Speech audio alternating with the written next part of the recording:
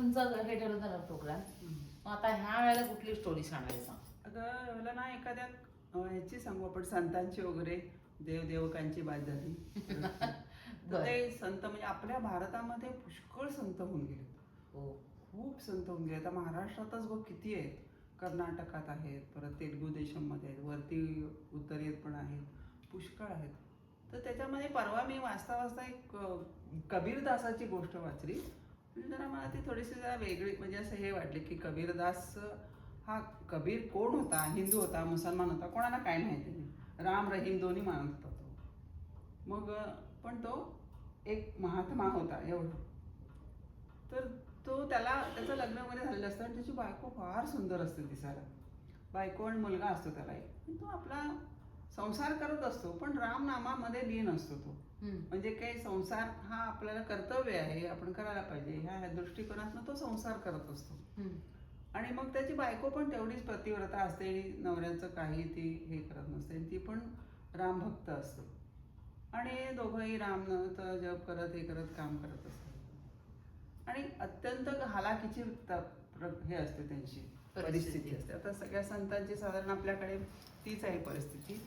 ते का माहिती नाही, म्हणजे त्यांना हे होऊ नये म्हणून असेल, किंवा काही संत श्रीमंत पण आहेत, नाही असं नाही, पण त्यांनी नंतर सोडून दिले ती श्रीमंत. सगळं सोडून हो, जसं पुरंदरदासाचं आहे, ती पण नंतर सांगेन. मग ते कबीर, मग एक दिवस कबीरच्या घरी असं सकाळच्या वेळेला काय होतं, गावामध्ये एक साधू येतो. बरेच साधू घेऊन येतो तो, हजारो म्हटलं तर असं म्हणतात. तो साधू लोक आपल्याबरोबर तेवढे घेऊन येतो आणि त्या गावच्या लोकांना म्हणतो की आम्हाला आता जेवायला, तुमच्या गावात आम्हाला पाहिजे, जेवणाची वेळ होईल, आम्हाला जेवण पाहिजे. मग काही कबीरावर राग करणारे, त्याचा मत्सर करणारे असतात ना, हा कोण मोठा आहे, त्याला म्हणता आला काय ना, हा उगीच हे करतो वगैरे, असं सगळं बोलणारे पण असतात ना विरोधात. मग ते कुठे होईल आमची व्यवस्था असं विचारतात ते. तर ते कबीराचं घर दाखवतात.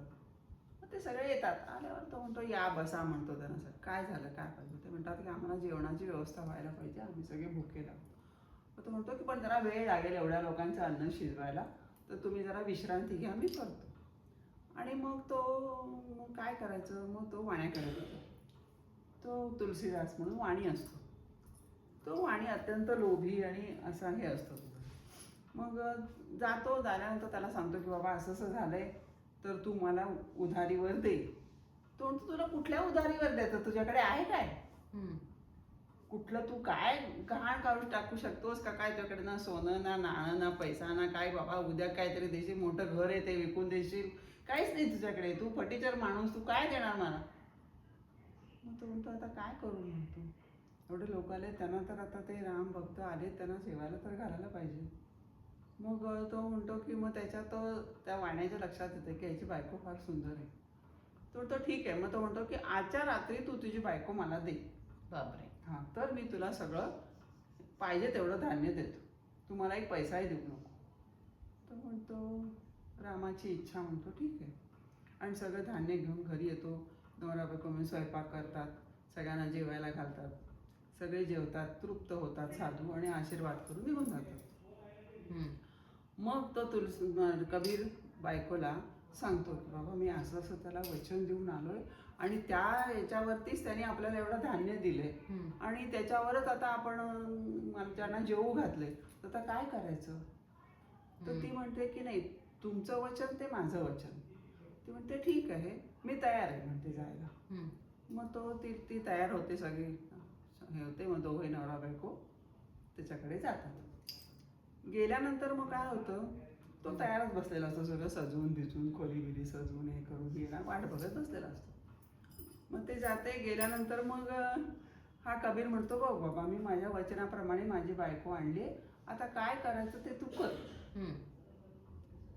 राम इच्छा, म्हणतो तो येऊन आपला श्रीराम जय राम करत घरात बसून जातो, तल्लीन होऊन जातो रामनामात तल्लीन होतो. मग ही बायको पण तिथे बसते, ती पण मनामध्ये रामनाम करत बसलेली असते.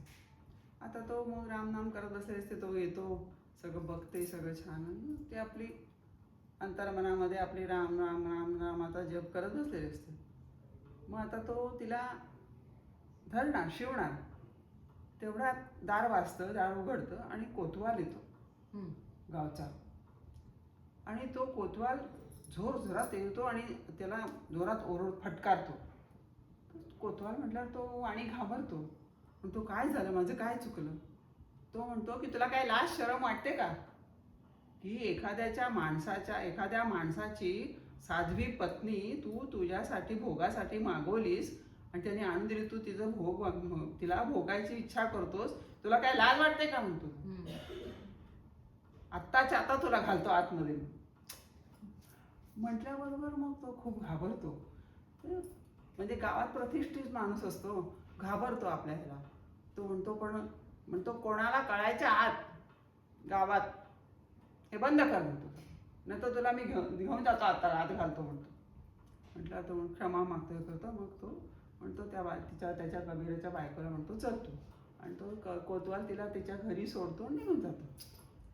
हा कबीर म्हणतो की अरे एवढं लगेचच कशी आली माझ्या मागोमाग, आता तर मी सोडून आलो होतो हिला.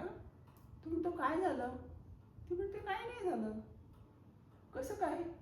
तर ती म्हणते की नाही तिथे मी बसले होते, तो माझ्या जवळ येणार तेवढ्यात कोतवाल आला आणि तो खूप त्याला रागवला, हातात चाबूक वगैरे घेऊन आला होता तो. म्हटल्यानंतर त्यानेच कोतवालानेच मला घरी आणून सोडलं, तो गेला. म्हटल्यावर कबीराला राग येतो. तो म्हणतो की मी दिलेलं वचन, माझं वचन मोडणारा हा कोण? कोतवाल. रागाने कोतवालाकडे जातो. तर कोणत्या रात्रीची वेळ असते, कोतवालाचं दार बंद असतं, दार वाजवतो जोरात. कोतवाल बाहेर येतो आणि कोतवाल ह्याला फार मानत असतो. तो मुळीतर त्याच्या पाया पडतो. म्हणतो काय झालं कबीरजी, काय झालं? तो म्हणतो काय झालं काय, माझं वचन मोडणारा तो कोण? म्हणतो तुमचं कुठे वचन मोडलं? म्हणतो मग तुम्हाला कोणी सांगितलं होतं त्या तुळशीदासच्या तिथे वाण्याच्या घरी जाऊन माझ्या बायकोला घेऊन येऊन हे करायचं? मी त्याला वचन दिलं होतं, त्या वचनावर त्यांनी मला धान्य दिलं होतं आणि त्या धान्यामुळे मी एवढ्या लोकांना जेवू घातलं, तृप्त केलं. मग तू कोण रे माझ्या मध्ये येणारा? म्हणतो. तो म्हणतो मला काहीच माहिती नाही, मी झोपलो होतो म्हणतो माझ्या घरात. कोण वाणी? तो वाणी मला माहिती पण नाही म्हणतो. कोण वाणी काय मला माहिती नाही, मी गेलोय नाही कुठे, विचारा म्हणतो घरात. मी घरातच आहे, संध्याकाळपासून इथंच आहे घरात.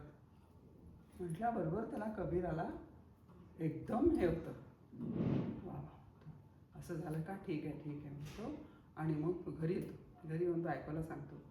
मग तो म्हणतो की मग रामापुढे बस म्हणतो, अरे माझ्यासाठी तू कोतवाल पण झालास माझ्यासाठी कोतवाल पण झालास आणि माझ्या बायकोला सुरक्षित घरी आणून सोडलं, तू धन्य आहे म्हणतो. कबीर कसा उभा राहतो देव मागे. देव कोणाच्या मागे कसा उभा राहतो सांगता येत नाही, अशी दासाची कथा. असं मग तो दुसऱ्या दिवशी मग तो येऊन तुलसीदास तो वाणी येऊन त्याची क्षमा मागतो आणि म्हणतो नाही आता मी हे असं कधी करणार नाही म्हणतो आयुष्यामध्ये. पण तो कोणाच्या पाठी कधी देव तेव्हा तो नाही. कबीर म्हणतो अरे तू किती भाग्यवान आहेस, तुला प्रत्यक्ष रामाने कोतवालाच्या ह्याच्यात दर्शन दिलं, तुला कळलं नाही म्हणतो तो.